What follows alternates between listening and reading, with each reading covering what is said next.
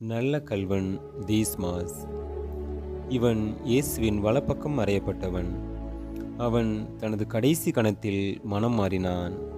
ஒற்றை வினாடியில் மொத்த பாவத்தையும் அழித்து மாபெரும் வெற்றியை பெற்றான். அவனுக்கான தண்டனை விலைமதிப்பற்ற பரிசோடு முடிந்தது. இயேசுவை முதலில் சந்தித்தான், கடைசியாய் சிந்தித்தான். மனுவை கொடுத்து மனுமகனிடமிருந்து உடனடி மீட்பை பரிசாக பெற்றுக்கொண்டான். வாழ்நாளெல்லாம் பாவத்தில் தவழ்ந்தாலும் கிடைக்கும் வாய்ப்பில் விசுவாசத்தை பற்றி கொண்டால் விண்ணகத்தை பெற்றுக்கொள்ளலாம் என்பதற்கு சான்றானான். அழிவின் விளிம்பில் இருந்தாலும் வாழ்வின் மையத்திற்கு இடம்பெயரலாம் என தன் தாழ்மையால் மேன்மை அடைந்தான். அந்த கள்வர்களின் நிலையில் நாம் என்று சிந்திப்போம். நல்ல கள்வனைப் போல முதல் வாய்ப்பிலேயே முந்திக் கொள்கிறோமா?